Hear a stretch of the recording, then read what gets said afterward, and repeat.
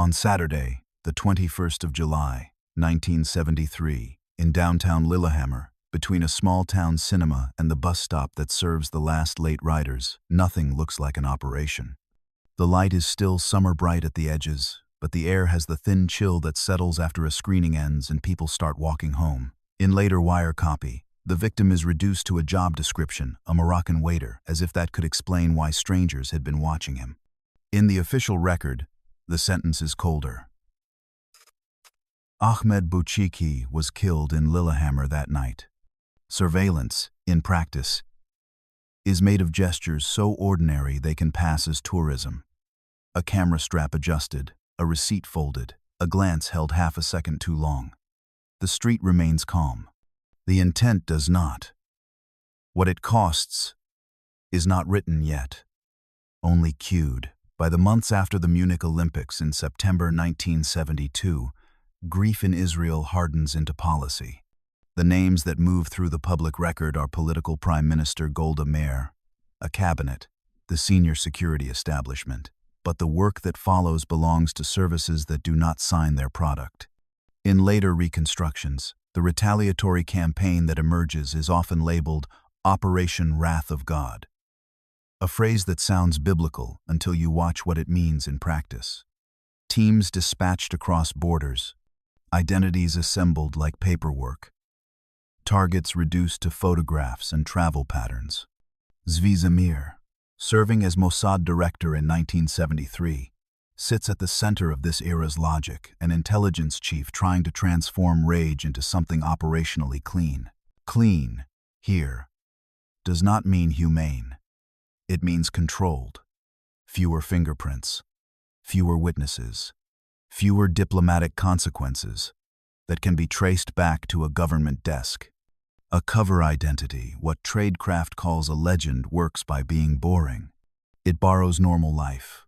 Airline tickets, hotel check-ins, rental counters, postcards that prove you were somewhere for an innocent reason. The camera becomes the emblem. Not a weapon, yet. A tool that turns a human being into a series of frames you can circle with a pen. A brief context bridge is unavoidable. Munich is not just a massacre. It becomes an accelerant that changes how Israeli leaders justify violence abroad. Each operation after it is argued as prevention, punishment, deterrence, sometimes all three at once, depending on who is speaking and to whom. The moral distance is built early. If a face can be matched to a file, it can be treated as a threat. And once the file exists, the world begins to look like a map that needs correcting. A state does not have to announce a killing for it to feel official to the people carrying it out. The next step is always the same. Find the man, then decide what found really means. In mid-July 1973, Lillehammer is a Norwegian town with a reputation for calm. Vacation air, modest streets. The kind of place where unfamiliar faces are noticed but rarely feared. Into that calm, a group arrives later. Norwegian findings describe roughly 15 people sent from Israel for the purpose of carrying out a killing. The number matters because it suggests structure, surveillance, logistics, command, execution, escape. Not a lone fanatic, a system with roles. The man who will die here, Ahmed Bouchiki, has a life that should be unremarkable to foreign intelligence. Born on the 13th of April 1943, he first comes to Norway in July 1965. By July 1972, he is living in Lillehammer and working as a waiter at Skogli Beta Sanatorium.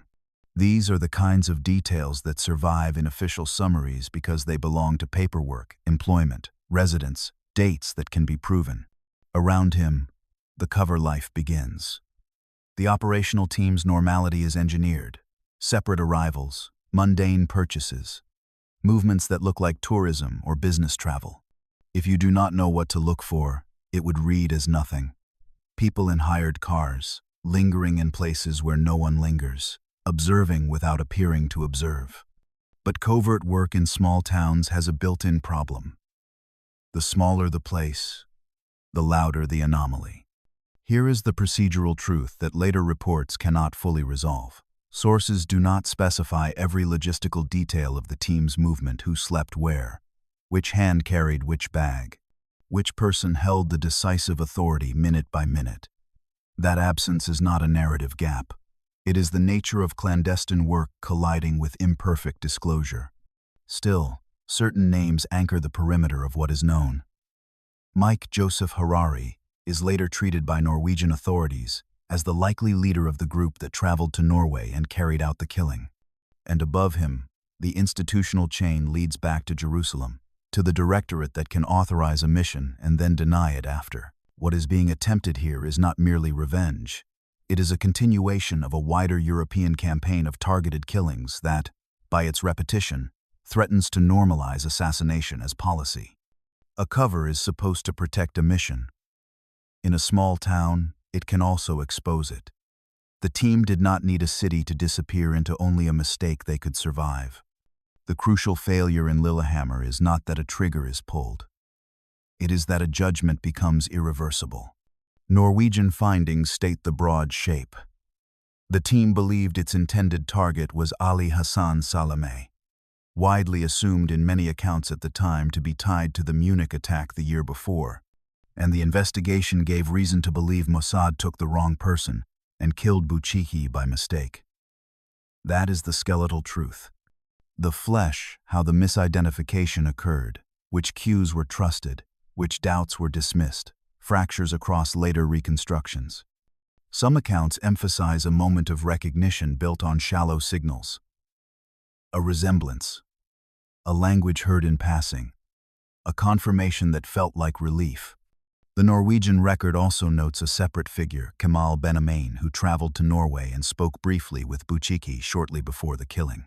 The official inquiry could not securely document Benamain's role or the precise motive, only that it appeared members of the Israeli group may have followed after him. This is where tradecraft becomes psychology. Teams under pressure begin to prefer coherence over uncertainty.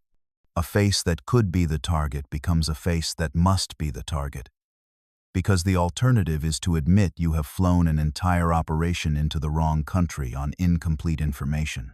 Zvi Zamir's name returns here not as a cinematic villain but as a historical complication. Norwegian findings note he had earlier served as an Israeli defense attaché to Norway, with residence in London for a period beginning in 1966. The past ties do not prove complicity by Norwegian authorities. The inquiry states it found no basis for claims of Norwegian involvement. But the relationship history adds a faint, unsettling familiarity to the setting. Norway is not entirely foreign terrain to the people directing the service. The recurring motif, the camera shifts meaning. At first it is for certainty, a lens to confirm identity. But every photograph is also a confession of doubt. You take pictures when you are not sure. The most dangerous moment in an operation is often the instant doubt is treated as disloyalty.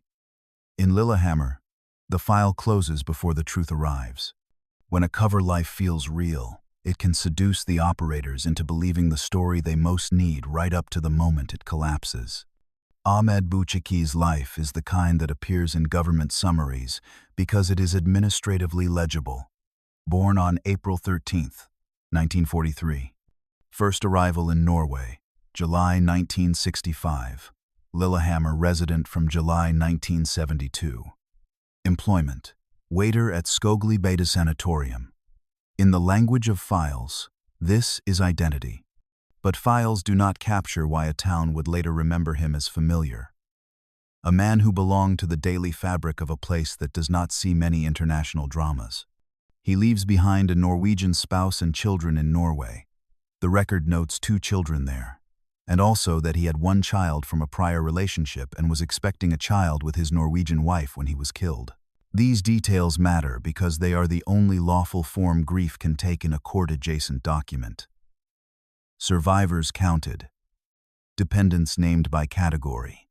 His name also links to an unexpected cultural footnote that later reporting repeats. Ahmed was the brother of the musician Chico Bouchiki.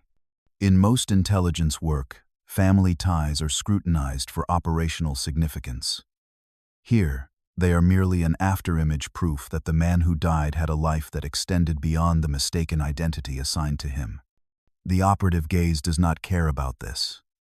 In targeted killing doctrine, the target is not a person. It is an endpoint in a chain of justification. The tragedy of Lillehammer is that Ahmed becomes the endpoint without ever being part of the chain. After Munich, names associated correctly or incorrectly with Black September or affiliated factions became high value in Israeli thinking. The campaign that followed was shaped not only by intelligence, but by an emotional national demand that someone, somewhere, must pay. If you want a visual anchor, the archives offer something cruelly ordinary. Not a dramatic manifesto, but employment and residency. Facts, the bureaucratic proof that the man killed was exactly who he appeared to be. In court, innocence is proven with paperwork. In the street, paperwork arrives too late. The team came hunting a phantom and found a man who left receipts. The intended target, as widely assumed in the public narrative and reflected as the common belief around the case, is Ali Hassan Salameh, often described as a senior Palestinian figure linked in Israeli assessments to the Munich massacre. Yet even here, the record is not as tidy as revenge requires. Accounts of Salameh's role in Munich have been challenged over time, including by some senior figures associated with the militant milieu who disputed the extent of his connection. What is historically certain is simpler and more consequential. Israeli services believed he mattered enough to pursue, and belief can be operationally decisive regardless of later debate. This is the moral trap that modern intelligence agencies walk into with their own rhetoric.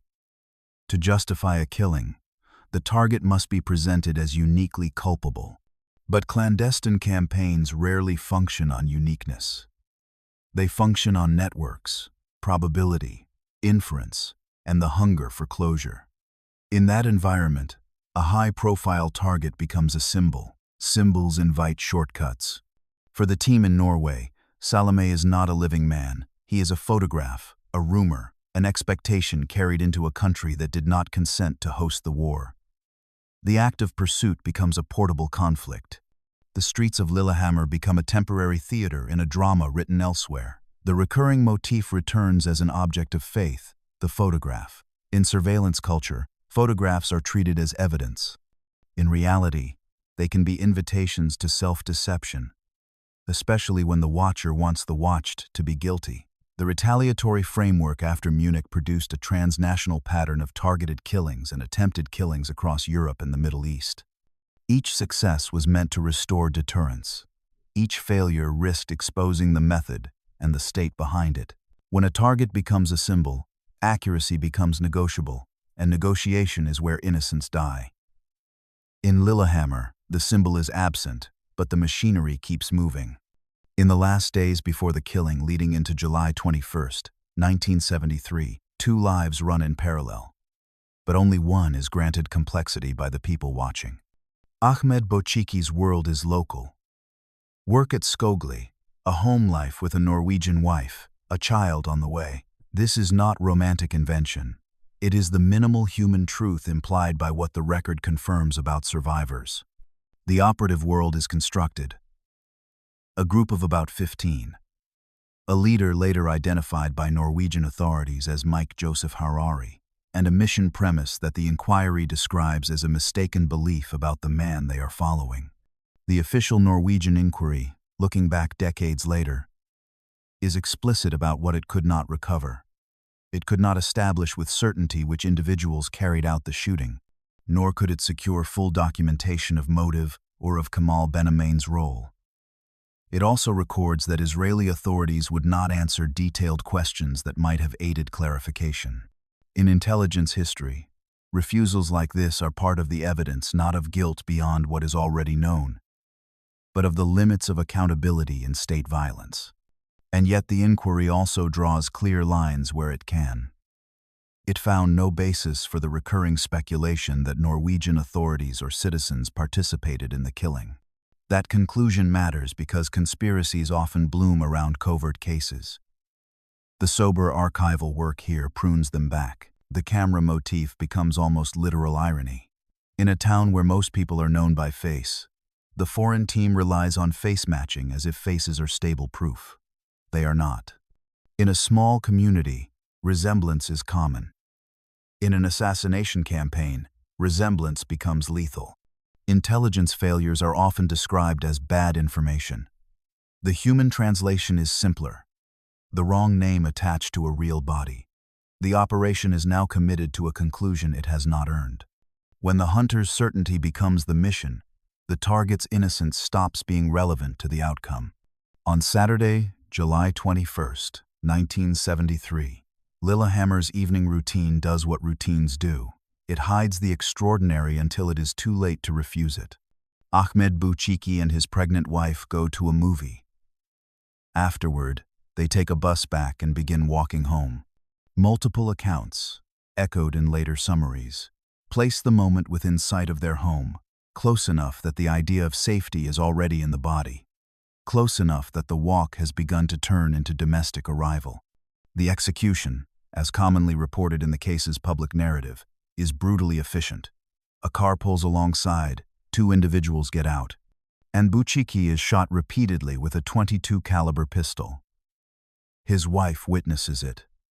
The killers leave immediately. The town's stillness absorbs the first seconds. Then the sound arrives, the sharp punctuation of shots, the sudden shouting that does not fit the street. To keep faith with the evidence-only rule, the narration cannot provide what the archives do not: the shooters' identities, their exact words, the precise choreography of who looked where in those seconds. The Norwegian inquiry states it could not establish with certainty which persons carried out the shooting. That absence is itself a feature of how covert operations age. The operational core often survives only as an outline drawn by prosecutors and later historians. But the human facts that remain are sufficient. A man who, by official record, had built a life in Norway, is killed by agents linked to a foreign intelligence service. A wife, pregnant, becomes a witness not by choice but by proximity. And the act is committed in a country that, in later retellings, is shocked partly because this kind of killing is not supposed to happen here. The camera motif flickers into darkness. Photographs are taken before the shooting to create certainty. After the shooting, photographs will exist to prove only that certainty failed. A targeted killing is often sold as precision. Here, the precision is only in the mechanics, not in the truth. By morning, the town will ask why, and the answer will not match the body. The day after the killing, July 22nd, 1973, Lillehammer wakes into a story it did not authorize. In press language, it becomes scandal and mystery. An innocent man dead, foreign hands implied. In investigative reality, it becomes procedure. Witnesses, timelines, phone records, vehicle sightings, hotel registries. The slow work of turning shock into admissible fact. The official Norwegian inquiry later frames the case as having phases. The initial investigation and prosecutions in the 1970s, and then a later period, beginning with new information in 1989 and 1990 that led to renewed investigation. That is how states remember. By phases, by decisions, by jurisdiction. But in a small town, memory is not phased. It is continuous, one-night splitting, before, from after. Names begin to attach to the institutional response. The inquiry's front matter alone shows what a long shadow the case cast. The state eventually appoints a public committee by royal resolution in November 1998, which delivers its report on March 1, 2000, under the leadership of Gulo Jezeth. That timing matters because it tells you this was not treated as a closed wound. It was treated as an unresolved civic injury. Another name, quieter but relevant to how intelligence and policing collide.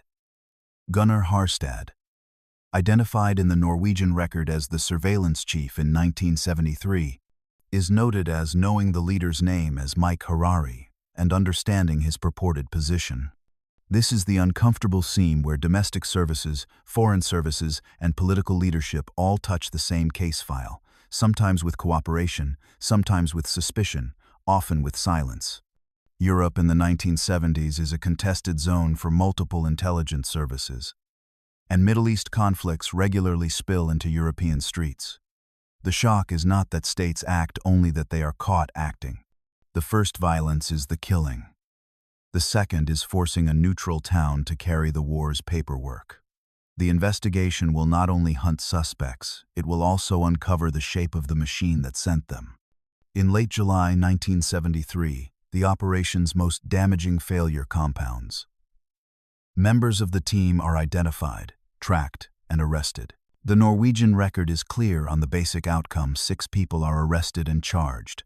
1 will later be acquitted, and the others convicted of varying degrees of complicity. The details of every arrest sequence vary across retellings. But the structural truth is consistent. The team's tradecraft leaves a trail sturdy enough for a court. Certain individuals are repeatedly documented in the public story of Lillehammer because their cases became judicially visible. Sylvia Raphael is the best-known example, a Mossad operative convicted in the Norwegian process and later released after serving part of her sentence. Dan Arbel and Marianne Gladnikoff are also named in many accounts as part of the arrested group. Their presence matters to the narrative not because they are uniquely culpable. Archives do not grant that kind of moral clarity, but because they embody what happens when a covert service is forced into open court. The arrest phase is where cover identities become brittle. Passports, hotel registration cards, rented property, keys, mundane objects that in ordinary travel are harmless, become evidence of conspiracy when assembled by investigators who finally understand what they are looking at. You do not need dramatic gadgets for the operation to fail. You only need bureaucracy. A signature here, a rental agreement there, a repeated pattern that links strangers to each other. The camera motif returns, inverted. Surveillance photography was meant to confirm the target. Now, police and prosecutors create their own archive.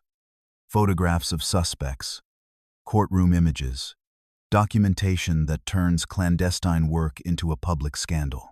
To keep the evidence line intact, the narration avoids claiming the contents of specific seized documents beyond what the record safely implies. That investigative work and subsequent prosecutions established Israeli involvement sufficiently to secure convictions for complicity, even while leaving core operational identities unresolved. In covert work, the most humiliating enemy is not a rival service, it is paperwork. The next stage is worse for a secret service than arrest, a public trial that teaches the world how the service operates. On February 1, 1974, the Eidsivating Court of Appeal delivers a judgment that becomes one of the case's anchor points. The Norwegian inquiry summarizes the outcome succinctly. Of the 6 arrested and indicted, 1 is acquitted. The remaining 5, 3 men and 2 women, are convicted for different degrees of complicity. The point is not the exact charge language. The point is that a foreign covert operation is forced into the open by a Scandinavian court. A trial does something assassination campaigns try to prevent. It creates a durable, organized narrative. Evidence is not simply gathered. It is arranged. Motive is argued. Timelines are pinned down as far as they can be. And the people involved are made to sit still while the state describes what it believes they did. The operation's reputational damage is immediate and international. It becomes, in diplomatic terms, a sore point between otherwise cooperative states. In intelligence terms, it is a catastrophe, exposure that can compromise other operations, endanger other personnel, and force leadership to halt activity to prevent further blowback. Public accounts widely report that under pressure, Prime Minister Golda Meir ordered the broader operation suspended, later resumed under Prime Minister Menachem Begin. The pause matters because it signals crisis and admission, without saying the words, that the method had become politically unsustainable when exposed. Yet the moral ambiguity remains intact. For those who viewed post-Munich killings as necessary defense, Lillehammer is a tragic error. For those who viewed them as unlawful state murder, Lillehammer is not an exception, it is the proof. The camera motif lands in its most bitter form. Courtroom exhibits and press photographs are now the dominant images of the operation. The service that tried to remain unseen becomes a spectacle. A covert action is designed to end with silence. A trial forces it to end with language. Even after convictions, the most important question will remain unanswered. Who actually pulled the trigger, and who decided they should? The operation fails twice, first by killing the wrong man, then by teaching the world that the service can be caught. After the convictions, the case enters its first long afterlife. The Norwegian inquiry notes that additional suspects were sought. 8 more were requested for arrest by a Lillehammer court decision on July 31, 1973, later wanted by police. And then those wanted notices were withdrawn on February 14, 1977, after they did not succeed. The dates read like procedural housekeeping. In reality, they describe the limits of sovereign reach. Norway can prosecute who it holds, and it can search for who it can name, but it cannot compel a foreign intelligence service to reveal itself. Inside Mossad, the consequences are described in later literature as both humiliation and hardening. Some accounts emphasize reforms, stricter controls, an effort to prevent Lillehammer-style failures. Others emphasize continuity, services that believe targeted killing is strategically necessary, rarely abandon it because of one fiasco. They adjust and continue. The late 1970s do not bring peace to the underlying conflict. They bring additional violence, additional intelligence operations, and an ongoing belief shared by multiple actors that clandestine force can solve what politics cannot. In that environment, the intended target's name returns to history. Ali Hassan Salameh is ultimately killed in Beirut on January 22, 1979, in a separate Mossad operation. The later killing does not retroactively justify Lillehammer. It only underlines the cold reality that the service continued pursuing the man it believed it had missed. The motif returns as absence. A lens cap put on, a camera returned to a drawer, a record filed away. The operational world moves forward, but the civilian world in Lillehammer remains stuck on a single night. States can pause an operation, even suspend it, but they cannot suspend the consequences for the people left behind. Decades later, the file will reopen not because the killing is unknown, but because the unanswered parts refuse to stay buried. By the beginning of the 1990s, new information surfaces that Norwegian authorities interpret as linking Mike Harari to the Lillehammer killing. The Norwegian inquiry traces this bureaucratically. The Director of Public Prosecutions conducts new examinations in 1989 and 1993 that do not, at that time, lead to a new investigation against Harari. The political layer appears too. The case is raised in Norway's parliament by Paul Chaffee, first during question time in June 1990, and later in a letter to the Justice Minister in May 1993. These details matter because they show how covert operations persist as democratic irritants. They do not remain foreign affairs. They become domestic governance questions. What did our institutions know? When did they know it? And did they act? The inquiry then tracks the later escalation. Speculation in the media about possible Norwegian involvement leads to renewed investigation in January 1996. In June 1998, the Oslo public prosecutor indicts Harari for complicity. An Oslo court decides on June 29, 1998 that he should be arrested. And then, in July 1999, the indictment is dropped due to the state of the evidence, with finality cemented after October 18, 1999, when procedural rules close the door on reversal. Multiple legal figures appear across this stage: prosecutors, attorneys general, and appointed special prosecutors, because modern democracies respond to intelligence scandals not with a single act, but with layers of review. Names like Georg Fredrik Riebermoen and Tor Axel Busch appear in the inquiry in the context of allegations about failure to reopen the investigation. The complaint is ultimately dropped by a special prosecutor in January 1998. The motif becomes the archive itself, a thickening file that keeps proving two things at once. First, that the killing was carried out by agents linked to Mossad. Second, that full operational truth remains out of reach without cooperation from those who hold it. In intelligence history, the second battle is always for the record, and the record is where accountability goes to die. While Norway struggles to name every hand involved, Another negotiation begins, not over guilt, but over money. In January 1996, an Israeli shift occurs, but only in the narrow space where language can be managed. Prime Minister Shimon Peres publicly says Israel will never take responsibility for the killing, but will consider compensation. The distinction is not semantic, it is strategic. Responsibility implies state admission. Compensation can be framed as regret, as humanitarian gesture, as closure, without confession. Negotiations follow. Public accounts identify the Israeli attorney appointed to negotiate as Amnon Goldenberg, and the victim's family representation as attorney Thor Eric Johansson, with the settlement involving Buchiki's widow Toril and daughter Malika, as well as a separate settlement for a son from a previous relationship. Some reporting notes that the precise amount was not disclosed publicly at the time, while other accounts provide figures. The safest documentary truth is the shape. Compensation was paid, and an Israeli statement expressed sorrow while stopping short of an apology. Then, on March 1, 2000, Norway produces its own form of closure. The official public inquiry report is delivered to the Justice and Police Department, chaired by Gulo Geseth. It is not a cinematic ending. It is government language. It confirms what can be confirmed. It states what cannot be resolved. It rejects unsupported speculation of Norwegian complicity. It records Israel's refusal to provide deeper answers. The recurring motif returns to the first image, stripped of innocence, the camera.